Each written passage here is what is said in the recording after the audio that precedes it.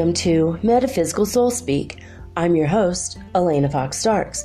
Hey guys, I hope that you're doing really well, and whenever and wherever you are, that you're keeping good care of your health and you're not sick like I am. Darn it, probably from being out the other day at this mall a few days ago. But I'm been sneezing all day for days, and now finally just blowing my nose every 5 minutes. It's so annoying. So I don't think this is an essential symptom or, fifth dimensional symptom necessarily, although it is crying syndrome. I've been very sad today also. So it is part of that, mourning, weeping for things that can't be any longer or that were and good. I had a lot of perfect things in my life. Really, really, really, really amazing and perfect and amazing, awesome. Say it's amazing twice. Well, say it twice, must be really nice. I have had wonderful things that just completely fell apart repeatedly in my life. And I think I'm mourning the loss of all those. So maybe some things I've ignored has now turned into a cold. That's called crying syndrome. Anything that affects your lungs, head, neck, upper shoulders, that's called crying syndrome. And so I've been crying all day. I've been sneezing my head off and blowing my nose all day. It's been just absolutely a one-woman shit show.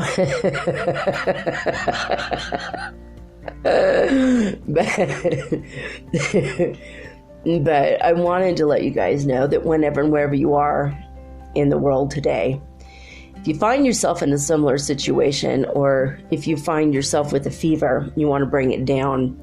I just heard of a fever cure. I will be trying it in a little bit. It's I do have a little bit slight fever now. I'm running. My feet, yeah, they're slightly cold, not too terrible yet. I'm going to try to do this before it gets any worse.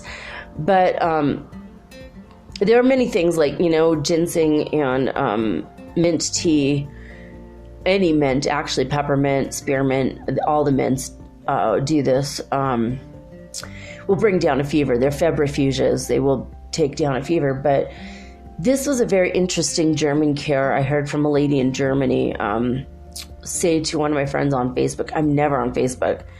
I haven't been on Facebook in 8 or 9 months, and my phone died, and I was talking to somebody, and my friend who left town in a hurry because of some things that happened here, he didn't get to the coast because he was just his heart was breaking. And anyway, I want to discuss his business, but anyway, he and I were talking today. We had a wonderful conversation. I mean, for hours, and my phone died during that. So I was like, oh man. So I had to get on Facebook to talk to him. So I actually saw some of the stuff on my timeline. It wasn't all that bad. There's a lot of cool ghost pictures, a lot of neat stuff for my paranormal group. So it was cool to see it. But anyway, my other friend, who is a nationally in the United States famous speaker about LGBTQI sensitivity and rights, she's an amazing lady. Anyway, she was saying she's sick and what brings down a fever. And this woman from Germany said, okay, there's an old German cure for fever, and it's basically a little bit of vinegar and honey mixed with hot water, and you drink it like a hot toddy. It sounds terrible, but it actually works to bring down a fever almost right away. Anyway, so I'm passing this information along to you guys. And I'm going to actually use it for myself as well. And if it works, I'll let you know. Probably does. I mean, apple cider vinegar does work when you have indigestion. So another good thing to work, to let you guys know, in case you need that to work for your tummy in the aftermath of all the leftovers from Thanksgiving, turkey and whatnot. You know, we went to a restaurant. We don't have any leftovers whatsoever. We had pizza today, and we never eat pizza. It was like ridiculously bad. Pizza Hut here in Cuenca, they don't believe in using very much sauce or barely any cheese on their pizza. It's just a big, thick piece of bread with pepperoni on top, and that's about it. I'm like, was there cheese on yours? Because I just saw a couple strands. You can make out the individual strands of grated cheese on a pizza. I don't think you're doing it right. I'm just saying. You know, it's like the sauce is like like a hint of like a little bit of a red tint to the dough. And then the bottom of it was soaked in butter, and we're like, okay, well, that part's not bad, but it was actually like a pretty bad pizza. And then the pepperonis were burned. I was like, dude, this is like literally the worst pizza I've ever had. Like, these people don't know anything about pizza. I think that as part of the training in Ecuador, they should send people to an actual Pizza Hut in the United States to eat pizza. So when they come here, they can know from pizza, you know? I'm like, what the actual hell is happening right now? Like, this is not, but I ate it. I mean, you know, I'm not going to waste food and all that, but it's just like, what? This was not worth $24. We got 2 pizzas, and we got some chicken nuggets and chips and dip. And the dip was like 2 bites. It was like the teeniest, tiniest. Like, I've seen ketchup, just, you know, little packets for ketchup that were double the size. It was so small. Like, that was a nacho cheese for real. Like, these people don't know anything about Pizza Hut. I think they lied about the name. I think they just made the sign. I don't think they have any affiliation to the actual Pizza Hut, because this is like such a fake out. It looks real. The carton, everything is real. They have the logos, but it's like they really need to go to the US and see how it's done, you know? There's a reason why people in Ecuador are not fat, and there's a reason why people in America are fat. North America. It's because they eat Pizza Hut pizza and Domino's and all the pizzas, actually. Really, really unhealthy food, but it's so disappointing when you order an unhealthy meal and it comes back like so healthy compared to what you imagined it would be. But I mean, really, lycopene, it's in tomato sauce. At least that's healthy. Put more on there. I just got to make my own pizza from now on. That's just really, truly all she wrote. It's so annoying when you make food better than the supposed masters of food here.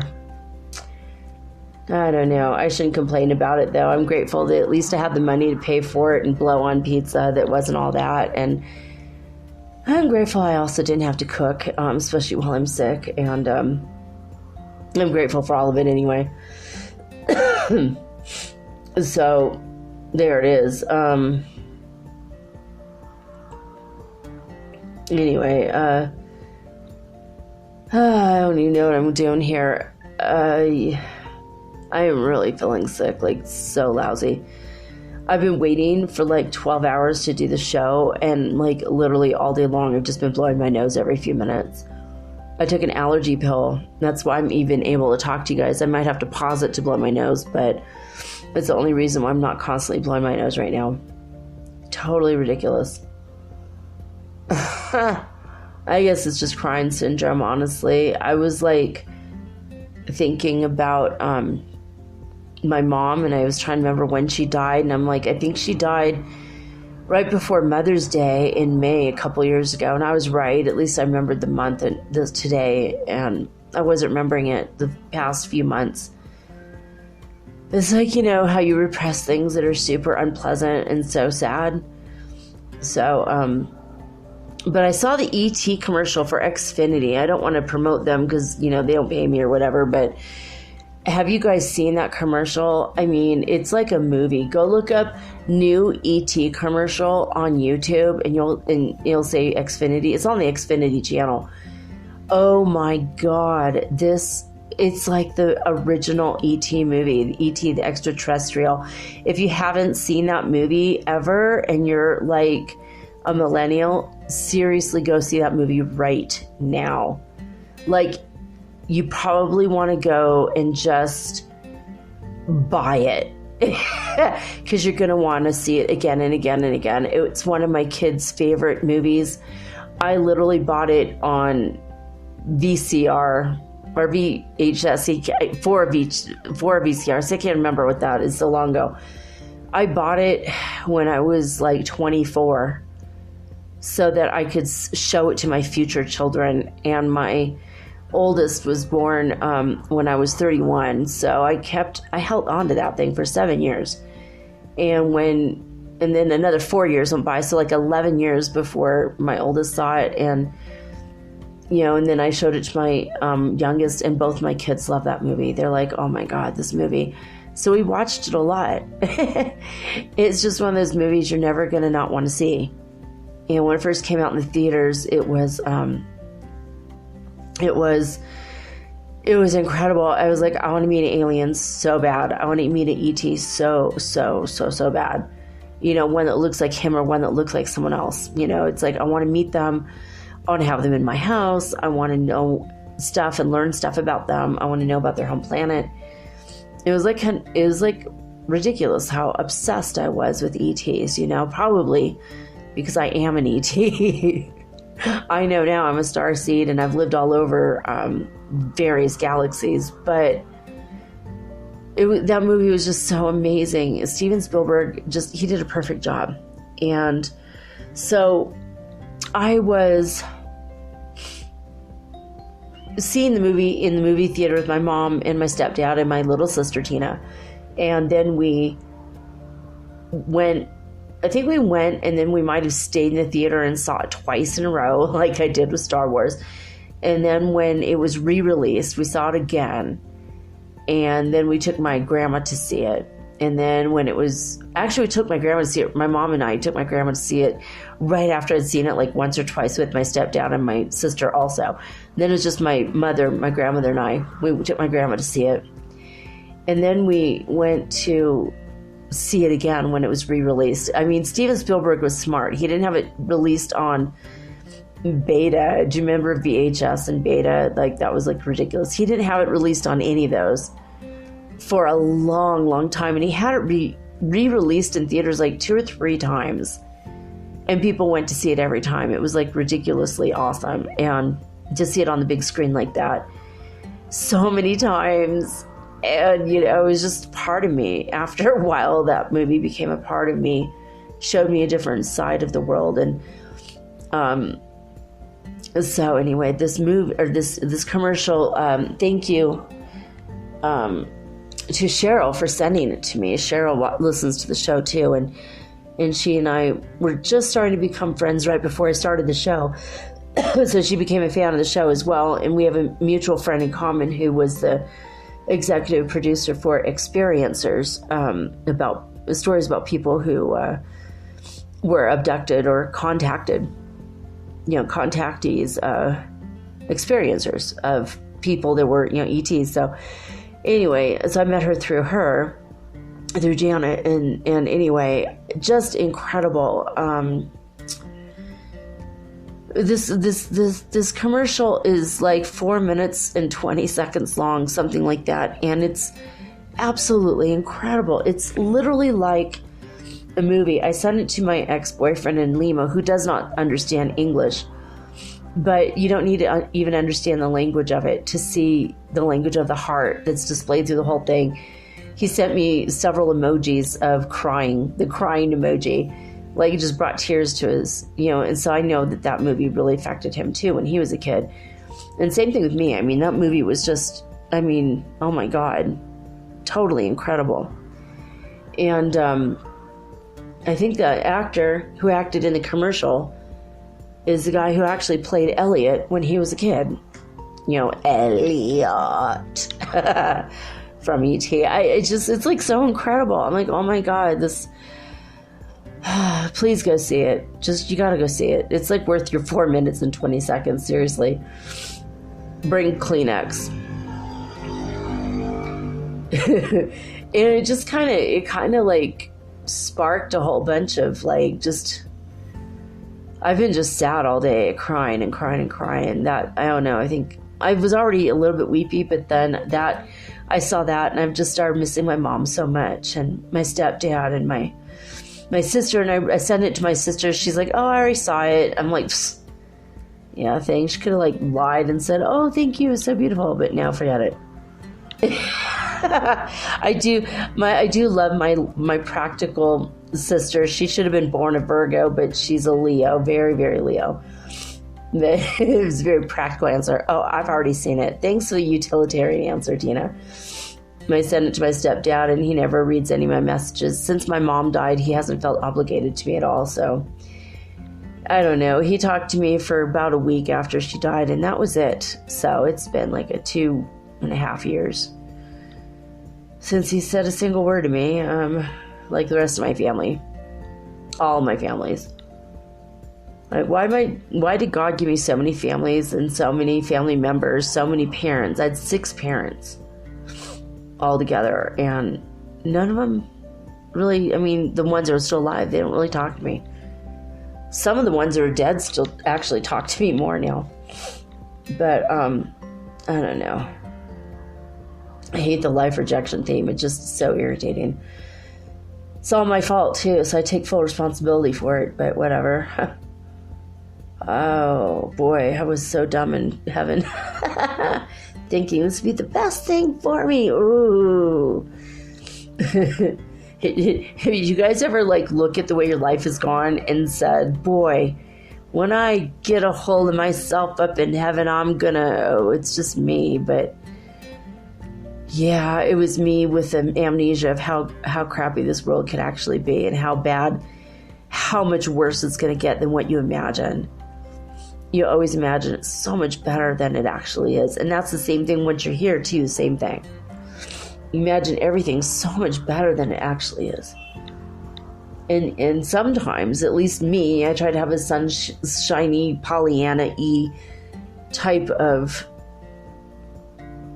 you know, vibrant outlook most of the time on life. And every time I do that, I get slapped down. It's like, nah, should not have been that happy. It's like so irritating. I don't know. I'm in a kind of a complaining mood. And I did talk to my friend who did bring me back up a little bit today. And it was nice to have his company, at least online, if it can't be in person. But we're talking about meeting up again soon, and which means I've got to travel. I'm like, well, I'll travel to you at some point. So hopefully, fingers crossed, and inshallah, or ojalá, as God allows it, I will go do that. So, disclosurenews.it, they say, today the only thing to report is that there have been no problems with data transmission, and it's been calm throughout the day, and the only number it says is 11 Hertz Frequency for the Schumann Resonance scale. That's in Italy. Now, if we want to go over a little bit more exciting news, we've got it. Just a little bit. All right. It's actually pretty low compared to where it's been in recent weeks. In California, they start off on the Schumann Resonance scale at 55 Hertz Frequency at midnight, and then by 5 a.m. they were at 53. And Hilfuf, Saudi Arabia has been 0, flat across the board still. I mean, I'm beginning to think that we should go check on them, or maybe go check on the equipment, because it might be, tap it, hey, is this thing on? That kind of thing.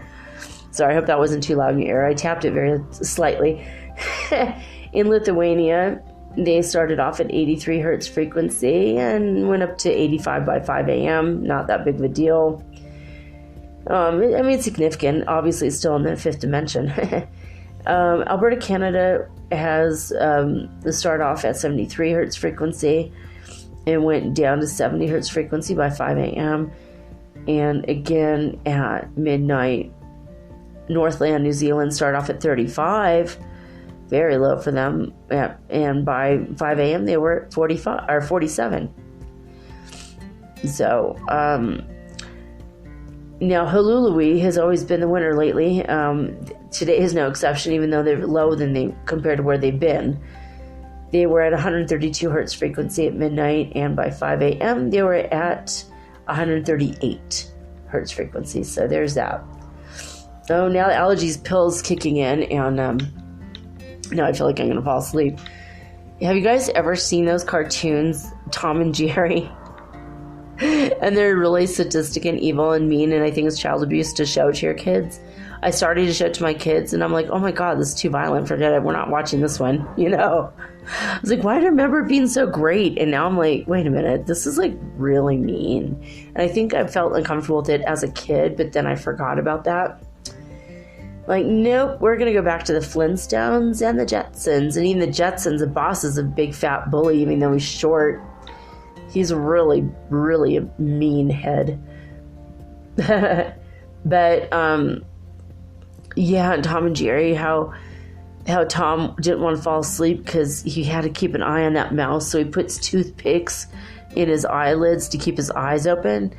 Seriously, guys, it's toothpick time for me. That's how I feel. Like my eyes are like just barely, like I could barely keep them open. I'm probably slurring my words from the allergy pill because I'm super tired out of nowhere now. All right. And for the Foundation of Inner Peace, or Foundation for Inner Peace, in the Course in Miracles workbook lessons, we are on lesson 172. Again, we're still in the review phase. And so there's one thought that we're going to say throughout, and then two main thoughts for the lesson today of this review. All right, so lesson 172 from acim.org, or you could download A Course in Miracles as an app. There are many, and they're all free. All right, so lesson 172. God is but love, and therefore so am I. First thought of the day is taken from lesson 153. In my defenselessness, my safety lies. In my defenselessness, my safety lies. Remember, if you defend yourself, you are attacked. So if you stop defending yourself, you won't be attacked anymore. God is but love, and therefore so am I. Our second review thought for the day is taken from lesson 154. I am among the ministers of men. I'm sorry. I fell asleep there for a second. What the hell? I am among the ministers of God. Never leave your subconscious mind to its own devices. Never. I am among the ministers of God. And for the final part, God is but love, and therefore so am I. All right, guys, I am feeling just so rough right now. Seriously, it's like almost 3 a.m, and I'm just like, dude, I am so freaking tired. But hey, I'm not blowing my nose as much. It's been 23 minutes. It literally, it's you know, those double or triple rolls of toilet paper. I had a triple roll, and I have like a fifth of it left, and that's what I used today to blow my nose, as I ran out of Kleenexes 2 days ago. Unbelievable. Anyway, I have news about the Duende before we take a break. I told you that she told me her name, and she had stolen the spoons and several pieces of silverware, and we were like, what's happening to all the silverware? This is not right. And finally she said, okay, look, I took that spoon. You've been looking for it for days. I took it because humans just took our metal without asking, and we need it to balance our world, right? Well, I mentioned that on the show a couple times, and while she returned the spoon, literally it was put in the drawer, like washed and neatly put away in the drawer.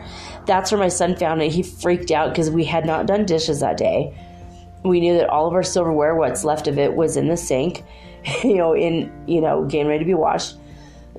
We had put it off because I think we were having a cosmic nap or something. We're like, let's do it tomorrow. That was the day that we didn't have any hot water, I think, maybe. For like 2 days, we didn't have hot water. Anyway, she was like, I guess she heard us saying, like, man, I'm now going to go buy new silverware, which she could see was going to create more of a problem. Taking more minerals out of the earth and making more of a demand for it. And so anyway, she returned it. She returned my favorite spoon. And I was like, oh, it's so sweet. And when she returned it, we were like, that was really cool of you. And then she said, I want to tell you my name. So she's trusting us more. And I'm like, look, I'm going to give you all these crystals. I surrounded her with crystals. I'm like, I'm giving you all these crystals so that you can feel comfortable. And I'm trusting you not to steal my stuff. I put like several pieces of jewelry near her, and she's super happy now. Like, just this way you could feel always energized, because the sun is energizing our crystals even right through the buildings we live in. So it's pretty neat. So I had to tell you the news of that. I had really strange dreams. I don't know if it was because I was starting to get sick or what, but I had a dream my son was driving. And even though he's 17 now, in my dream he was 12, and I was glad that his feet could reach the pedals so I could just relax in the back seat while he drives. Totally crazy, right? I've had this dream several times. I'm like, why don't you just go ahead, you drive then, drive us home. And he drove down a wrong street, and I need to go get something at our house. I'm like, well, if we just go through these people's house, they're having a party, we'll crash the party, say hey to the neighbors, and then I'll go to grab the thing. It was like my purse, I forgot or something. And I was going to come back, get the car, and we'll go. And I was going to drive, And I went in the house, and there's this little girl. She was 14. I didn't know her. And she was a friend of the person having the party. And she was crying, and the dad was just beside himself. And her mom had just died a couple days before. And I just told her how much I loved her, and I'd pray for her. And if she needed to talk, and I gave her my number, and I put my arms around her, and she hugged me and just cried and cried and cried in my arms. So that's how I woke up, was like crying. I was already crying when I woke up. And I just felt her pain so much. I took so much of her pain on. And I feel like that was a real dream. Not the part where my son was driving, but the part where I was comforting someone about her mom. And her dad was just crying. He was like leaning up against the this wall divider between two rooms, and he kept like putting his head on the other side, and I could hear him weeping just outwardly, just so intense, and he was just like red face and his tears, and he's like, I'm so sorry that we bummed you out to him. Like, it's okay, it's what I'm here for. I'm a shaman. I came through, I'm crashing this party just to go to get something at my house next door, because there's this massive fence between the yards, and we can't drive our car through there. So, I mean, I'm being a ridiculous person. So, but there was a reason for everything, and God put me in the path so I could help this little girl, so I could help your daughter. And he was like, thank you so much. And I was like, it's what I do. God puts me in this situation, these situations over and over again, so that I could hug people and love them and give them energy and comfort them and counsel them, and that's just how I've always been. Anyway, I just thought this was a really strange dream, but I wake up and I'm like bawling my head off. I'm like, oh my God. And I keep having this dream, and that was like a place in there's a dream in paradise. I was in paradise in the dream, like in the town that burned down. I was like actually in Megalia, or maybe it wasn't. Maybe it was in paradise. And in my dream, I lived in a different house. Now that I'm saying this out loud, I wonder if I didn't go and comfort someone who actually died in the fire, or whose mom died in the fire. And they were like sitting in the house where the mom had lived or something. It was like crazy. Just, I don't know. It's bizarre how in dreams, all the houses and buildings we're in, we wake up and we're like, where the hell is that? I've never been there before in my life. I don't know if you guys do that, if it's just me. It's like, what the actual hell is that? So, I don't know. Anyway, I'm going to take a quick break. I might be brave and go try that. I have a slight fever. It's not really bad, but I think I'm just going to go have some mint tea or some chai. Like, I'm just feeling so yuck, dude. Hopefully I'll be able to blow my nose again and come to my senses a little bit. Because we are on now lesson 19 in Swami Panchadasi's Clairvoyance and Occult Powers. And I can't wait to get into this. I need to be a little bit more awake. But laws of psychic attraction is what the chapter's about. So I'm really excited about that. This book is about 102 years old. So some of the references might be older. Definitely are.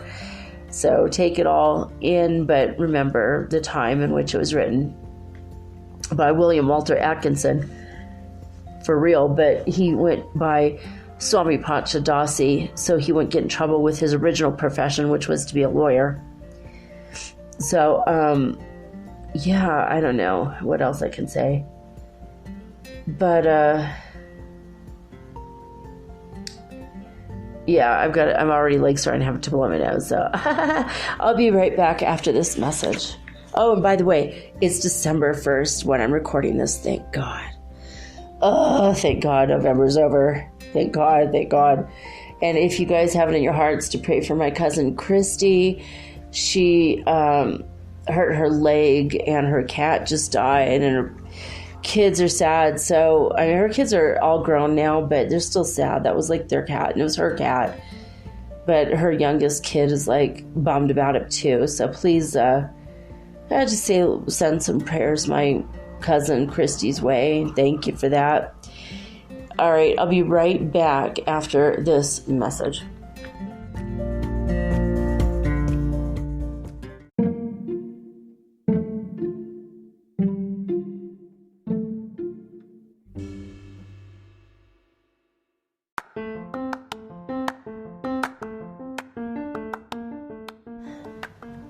If you haven't heard about Anchor, it's high time you did. It is the absolute easiest way to make a podcast. First of all, it's absolutely free. Second of all, they have creation tools that allow you to record and edit your podcast right from your phone or your computer. You guys have known that I've been doing this for 8 months using the Anchor.fm app right on my cell phone, and I have done it everywhere, right? I have recorded this in my living room, my bedroom, little cafes in Quito, Ecuador, all over Cuenca. It's so absolutely easy to make your podcast, and editing is just a snap. Anchor also will distribute your podcast for you, and it took me about 2.5 months to become syndicated, and now I'm available on Spotify, Apple Podcast, and many more, and so can you. You can make money from your podcast also, and there's no minimum requirement. You get paid from your very first listener. It is everything that you need to make a podcast all in one place. So please, if you are interested in making a podcast of your very own, do not hesitate to start with Anchor. Download the free Anchor app or go to anchor.fm to get started today.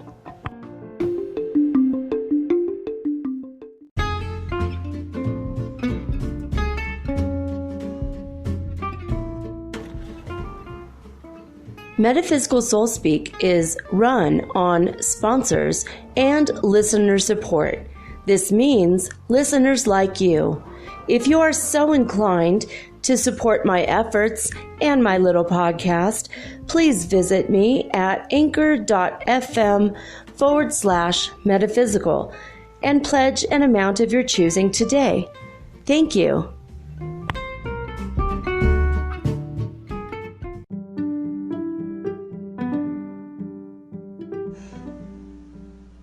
Clairvoyance and Occult Powers by Swami Panchadasi.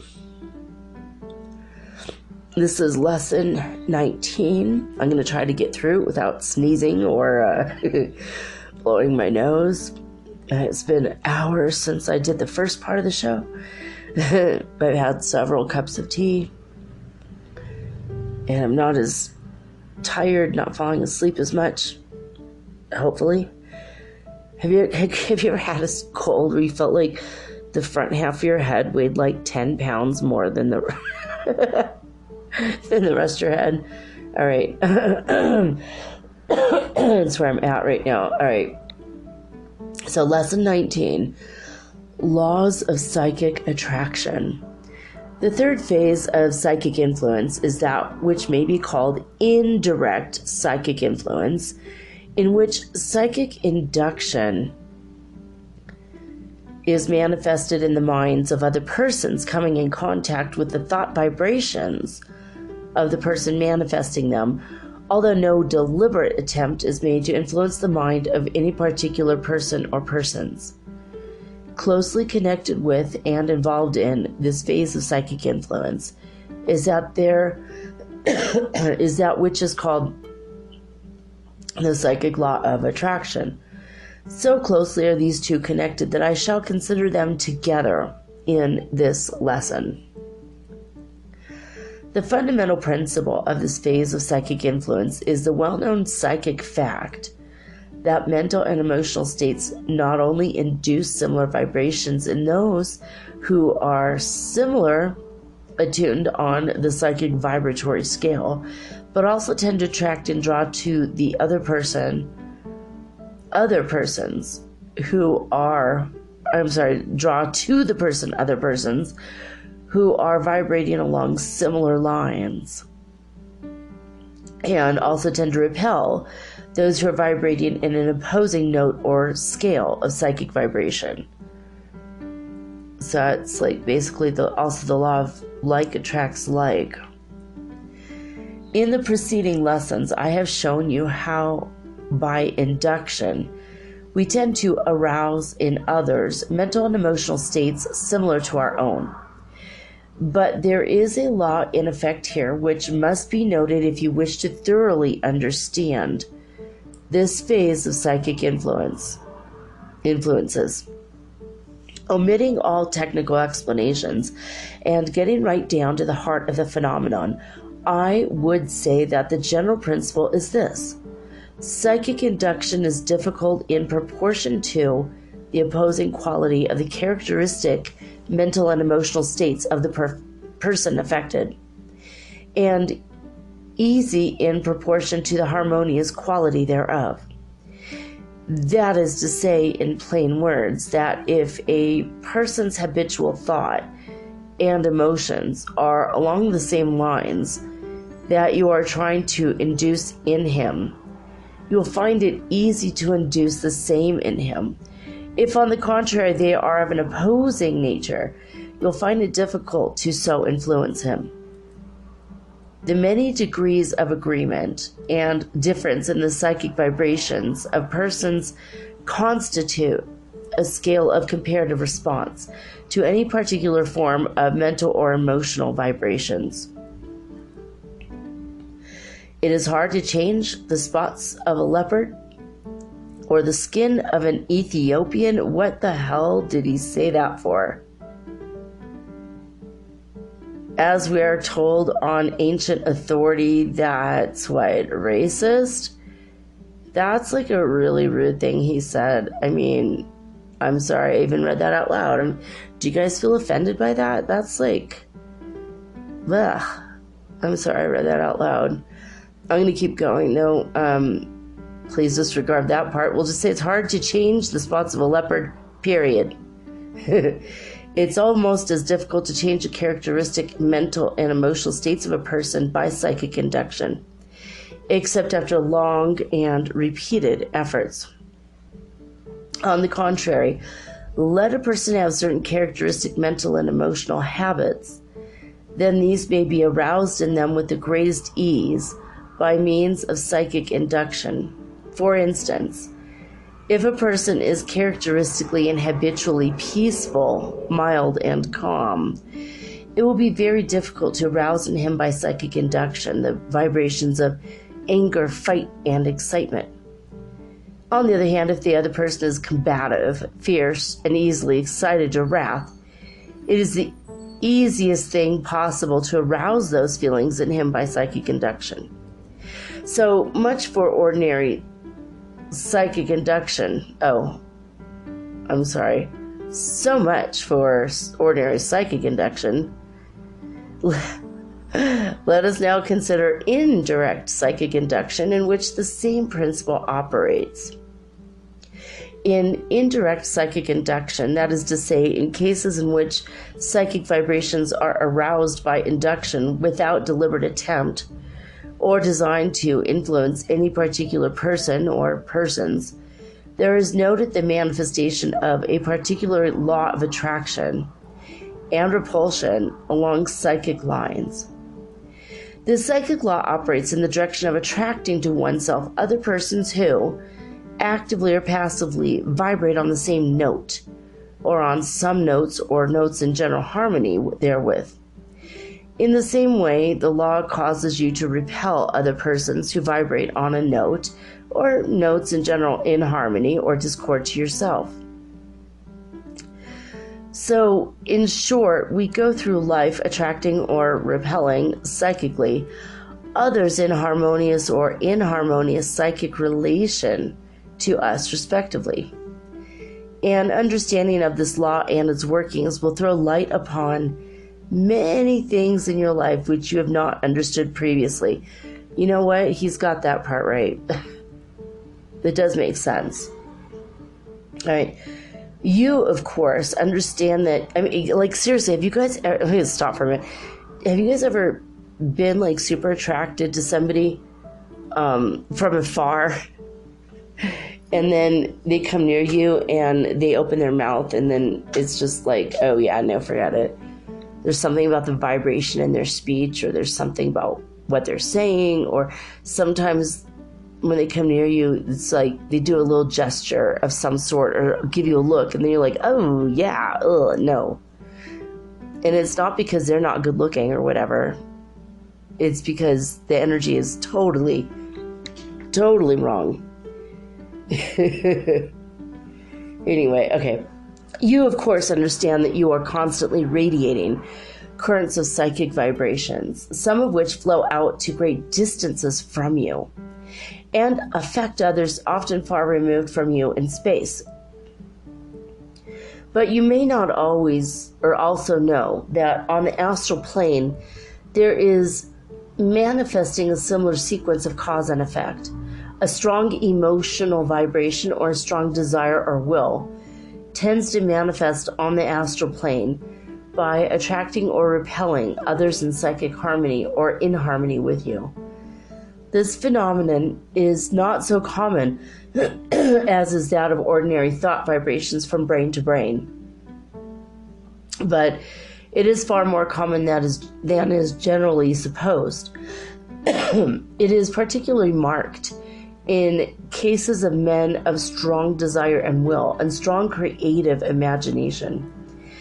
These vibrations awakening response in the minds of those in harmony with them tend to draw to those other persons whose general character will fit in with the desires and ideas of the first person, or to repel those who are not harmonious therewith. This explains the peculiar phenomenon of strong men in business, politics, and other walks of life, drawing and attracting to them other men who will fit in with their general plans and aims. The law works two ways. Not only do you draw such persons to you as will fit in with your plans and purposes, but you are attracted to them by the same law. Not only this, but you will find that though the peculiar workings of this law, even things and circumstances as well as persons, will seem to be molded by your strong desires and ideas, providing your psychic vibrations are sufficiently strong and clear. Have you never noticed how strong, resourceful, magnetic man how a strong, resourceful, magnetic man will seem to actually draw to him the persons, things, and circumstances that he needs to carry out, manifest his plans and designs. To many not understanding this great law, these things have seemed positively uncanny and mysterious. But nowadays, 102 years ago, nowadays, sorry, but nowadays, the big men of business and politics are beginning to understand these psychic laws and to apply them deliberately and with purpose. Some of the great leaders in the business world and in politics are known to deliberately start into operation strong psychic vibrations and to send out strong psychic currents of attraction by the methods I've already just explained to you. They, of course, are filled with a more than ordinary degree of desire and will, and in the second place, they create very strong and clear mental pictures of their plans, working out successfully to a finish. Then concentrate strongly on the thing, and lo, the effect is felt by all hands and on all sides. They treat the public, to use the term favored by some of the metaphysical cults of the day, by holding the mental picture of that which they strongly desire to come to pass, and by concentrating their thought and their will strongly upon it. Yeah, looks like I better get cracking on a couple of my goals using that method. All right. A favorite mental picture of some of these men who have been instructed by teachers of occultism is that of themselves as the center of a great psychic whirlpool, drawing to themselves the persons, things, and circumstances calculated to bring success and realization to them. Others picture their thought vibrations flowing from them like the rings in a pond into which a stone has been dropped, influencing a constant widening circle of other persons. Then they picture the persons being drawn to them in the manner just mentioned. They persist in this practice day after day, week after week, month after month, year after year. Is it any wonder that they draw to themselves that which they desire? Other persons of lesser caliber take similar advantage of the law in the same way, but on a smaller scale. In every community, there are certain persons who seem to draw to themselves the patronage and custom of the community in some peculiar way. In most cases, this may be traced back to some sort of or form of psychic influence. I do not mean that these persons consciously and deliberately set these forces into operation. On the contrary, many of them do so more or less unconsciously and without a knowledge of the underlying psychic principles involved. Such persons have stumbled on a portion of the psychic laws and have used them more or less unconsciously and without understanding the real reason of the happening. They found out that certain mental states and certain mental pictures tended to produce certain results, so that they worked out, and so they continued with them. Some of these men think of the whole thing as something supernatural and get to believe that they are being helped by a supernatural power, whereas they're simply operating under a universal psychic law of cause and effect. Excuse me. In America, a number of teachers and writers have devoted much attention to this phase of the general subject of psychic influence.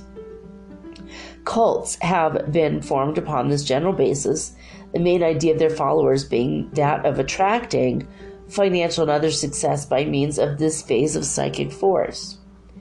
One of the leading writers along this line says, "An individual who has cultivated the faculty of concentration and has acquired the art of creating sharp, clear, strong mental images, and who, when engaged in an undertaking, will so charge his mind with the idea of success, will be bound to become an attracting center. And if such an individual will keep his mental picture ever in his mind, even though it be in the background of his mind, when he is attending to the details and planning of his affairs, if he will give his mental picture a prominent place in his mental gallery, taking a frequent glance at it and using his will upon it to create new scenes of actual success. Handing you the briefcase of money, he will create for himself a center of radiating thought that will surely be felt by those coming within its field of influence. Such a man frequently sees people as coming to him and his enterprises, and as falling in line with his plans. He mentally sees money flowing in to him, and all his plans working out right. In short, he mentally imagines each step of his plans a little ahead of the time for their execution, and he concentrates forcibly and earnestly upon them. It is astonishing to witness how events, people, circumstances, and things seem to move in place in actual life, as if urged by some mighty power to serve and materialize the conditions so imagined in the mind of the man. But understand there must be active mental effort behind the imaging. Daydreamers do not materialize thought, they merely dissipate energy. Oh.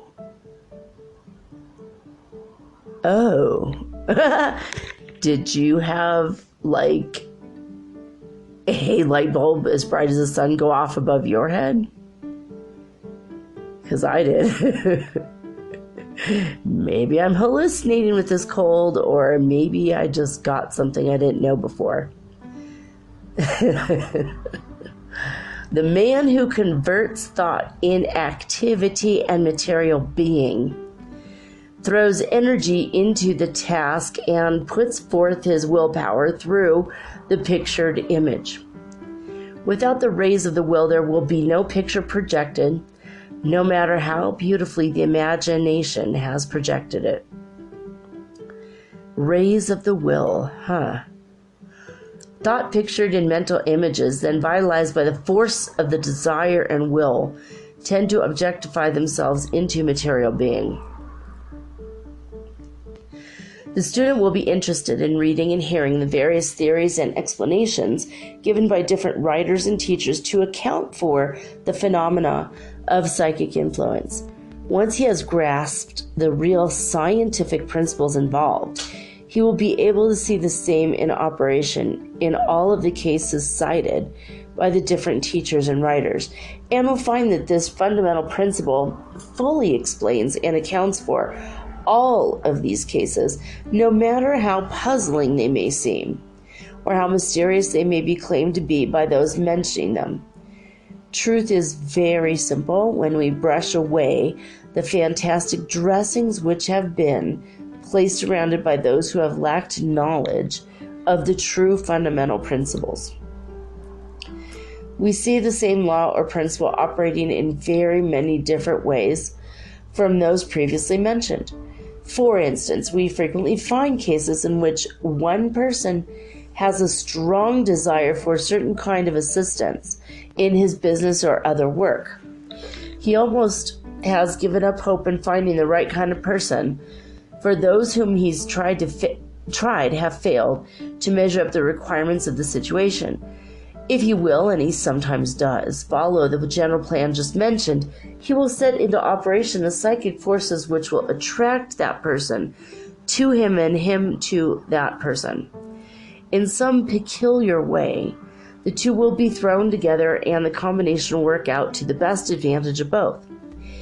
In these cases, each person is seeking the other, and the psychic forces of attraction, once set into operation, serve to bring them together. In like manner, one often draws to himself certain knowledge and information that he requires or is desirous of gaining. But, and you must always remember this, no miracle is worked, for it is simply a matter of the working out of natural laws of cause and effect attraction and response to attraction on the psychic or astral plane.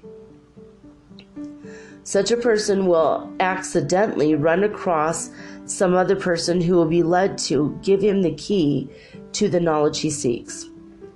Perhaps a book may be mentioned or some reference to some writer be made. If the hint is followed up, the desired information comes to light. Many persons have had the psychic experience of being led to some bookstore and induced to examine a particular shelf of books, whereupon a particular book presents itself which changes the whole course of the person's life. Or perhaps one will pick up a newspaper, apparently at random and without purpose, and therein find some information, or at least a hint in the direction where the information may be found. When one accustoms himself to the workings of psychic forces, these things soon become accepted as a matter of course and cease to arouse wonder or surprise. The workings of the psychic law of attraction is seen to be as natural and invariable as the law of gravitation or magnetic attraction once one has mastered its principles and learned the methods of its application. Surely such a wonderful law is well worth study, attention, investigation, and mastery, isn't it? A writer along the lines of mental science, which is really based on the principles which have been stated in this book, has the following to say regarding his system. Wonderful results arise by reason of what has been called the law of attraction, by the workings of which each person is continually drawing to himself the people, things, objects, and even circumstances in harmony and accord with his prevailing mental states. Like attracts like, and the mental states determine that which one draws to himself. If you are not satisfied with what's coming to you, start to work and change your mental attitudes and your mental states. And you will see a change gradually setting in, and then the things that you want will begin to come your way. A most important fact about the effect of mental vibrations upon people lies in the principle that one is more affected by vibrations in harmony with his own accustomed feelings and mental states than by those of an opposite nature. A man who is full of evil schemes and selfish aims is more apt to be caught up by similar vibrations than one who lives above that plane of thought. He is more easily tempted by evil suggestions and influences than one to whom these things are abhorrent. And the same is true on every plane. A man whose mental attitude is one of confidence and fearlessness is not apt to be affected by vibrations of a negative, pessimistic, gloomy nature, and vice versa.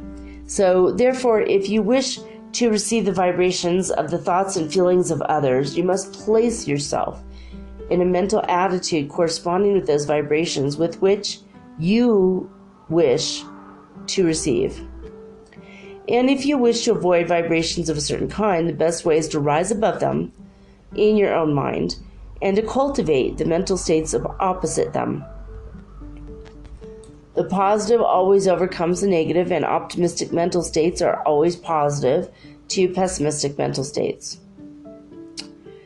Another writer on and practitioner of mental science in America several years ago explained her theory and practice by means of the term correlation of thoughts and feelings. She held that when one thought positively, clearly, and forcibly of a thing, he related himself to that thing and tended to attract it to him and be attracted towards it. She held that true wisdom consists in so managing our thoughts that we shall relate ourselves only to those things which we know to be desirable and beneficial to ourselves, and to avoid thinking of those which are harmful and detrimental to us. The student of this book will see how this practical mental scientist was really using the same principles that we've examined and have become acquainted with from within this book, although she came into it or called them by another name and explained them by another theory. At the bottom of all the teachings and theories, you will always find the same one basic principle and universal law. The advanced student of occultism knows that each and every one of us is really a creator of his own circumstances, environment, and conditions. To a great extent, each of us is able to modify our mental activities as to bring about such changes in our environment and surroundings as to actually recreate them. The things accomplished by successful men are really but materializations of that which they have previously held in their mental vision. Everything is first created on the psychic plane and then manifested in the physical world. All the great works of man, the great bridges, the great buildings, tunnels, machinery, cities, railroads, canals, works of art, musical compositions, etc., first existed in the mind of their creators and were then afterward materialized in physical form and shape. And so you see, we're proceeding with our work of mental creations whenever we think and make mental images. This, however, is no new teaching. It is as old as the race of mankind. Over 2,500 years ago, Buddha said to his disciples, "All that we are is a result of what we have thought. It is founded on our thoughts. It is made up of our thoughts." I would be telling you but half the story if I did not warn you that the strong fear may play a part ordinarily filled by desire in the production of the psychic phenomenon of materialization of mental pictures. Strange as it may appear at first, a strong fear that a thing will come to pass will act much the same as a strong desire that the happening will occur. Consequently, many persons, by continually dwelling upon the thing that they fear may happen to them, actually attracts that thing to them, just as if they actually desired and wished for it. I cannot go into occult technicalities in explaining this strange fact, but the gist of the secret may be said to consist in the fact that the person clearly and vividly pictures in his mind the thing that he fears may happen to him. He thus creates a strong mental picture or image of it, which sets into forces the attractive power of psychic influence and draws a feared thing into material reality. As Job said, "The thing I feared hath come upon me." The moral of this is, of course, that persons should learn to stamp out fear and mental images of things feared. Instead, they should make strong positive mental denials of the things that they may find themselves fearing. They should deny the reality of the feared thing and assert positively their own superiority to the thing and their power to overcome it. A great religious cult has sprung into existence which makes a leading doctrine of this ability to materialize the things which one desires and to deny out of existence undesirable things. Many persons who have witnessed the wonderful success of some of the followers of the cult or organization have been puzzled to account for the same on scientific and rational grounds.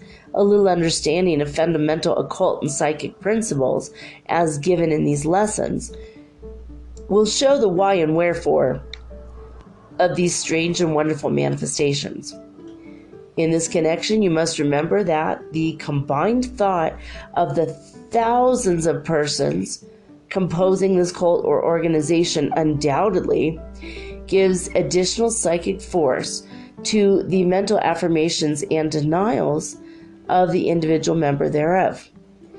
In past and present, probably in future time, there have been many instances of magical procedures tending to bring out or about the results that we have herein seen to come about by reason of psychic influence in some of its many phases. Okay, the words are jumping around, so hopefully we're going to be done soon. Oh yeah, it looks like we are. All right.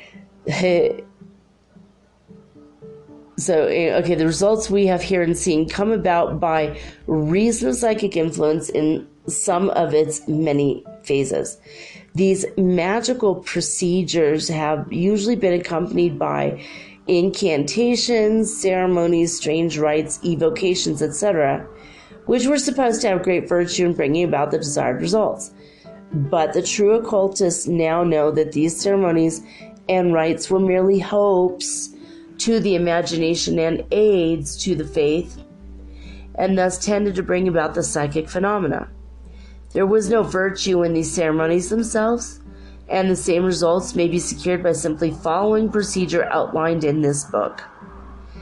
The wonders of ancient magic have been reproduced by the modern occultists without all the mumbo-jumbo of the past rites and ceremonies. A gifted English writer upon the subject of the relation of mysticism and magic sums up the gist of the principles of magic as follows. He says, "The central doctrine of magic may now be summed up thus. Number 1, that a supersensible, real cosmic medium exists, which interpenetrates, influences, and supports the tangible and apparent world, and is amenable to the categories both of metaphysics and of physics. This, of course, is the astral plane, which is the container of the subtle form or framework of all that exists on the physical plane. Number 2, that there is an established analogy and equilibrium between the real and unseen world and the illusory manifestation that we call the world of sense. By this, of course, is meant the correspondence and balance between the subtle form of things and the material manifestation thereof. Things created in the astral tend to materialize on the physical plane. All creation proceeds from the astral to the physical. Number 3, that this analogy may be discerned and this equilibrium controlled by the disciplined will of man, which thus becomes master of itself and of fate. The essence of will consists of strong desire, accompanied by a clear mental picture of the thing desired, and held steady and firm by concentration." So you see, by reference to the above very clear statement of the central doctrine of magic and my explanations thereof, that in these lessons you have been taught the very essence of the wonderful, mysterious ancient magic and its modern day counterpart. As for the various rites and ceremonies, as I've said, these are mere symbols and aids to mental imaginings and concentration. As an eminent occultist once said, ceremonies being but artificial methods of creating certain habits of the will, they cease to be necessary when these habits have become fixed. The master of occultism sees ceremonies, rites, and ritual as but the playthings of the kindergarten scholar, useful and important so far as they go, but serving merely to teach the scholar sooner or later that he may proceed without them. In this chapter, I have condensed enough information to fill a whole book. I trust that you will study it carefully and you will not miss its main points. Okay, God, we got through that lesson. Awesome. I gotta be thinking about this later when my head is not so heavy. I'm feeling lousy, dudes and dudettes. Did you guys know that the word dude used to be referred only to women? So doodad is just kind of a repetitive and funny word because it's really just dudes. Now it's men and women. The same word. Anyway, that's it, guys. I love you guys so much. Thank you for being on the spiritual journey with me and the ascension we have done together and continue to work on together. And I'm grateful for all of it. And right when I said that, a white dove just flew up in front of my window and then flew back down again. So that was really cool. Oh my God. And I'm not hallucinating. That was actually real. It really happened. All right. That's it. Send me your Santa Claus and miracle stories of this time of the year. For today is December 1st. Thank God we made it through November in one piece. Everything is good. We will be out of the Mercury retro shade in 6 days. Yay! All right, I'm going to go to sleep, and I'm not going to wake up till I have to do the show again tonight. I'm pretty sure that's what's going to happen. All right. That's it, guys. Sending you love and light. Always, always, always. And a quick shout out to Jenner. Thank you for supporting me, honey. I got your email, and I didn't respond yet because I was doing this. All right, that's it. Cool. I'm going to sleep now. Signing off with peace and joy and the high vibes of the holy fifth dimension. Until next time, guys. Peace.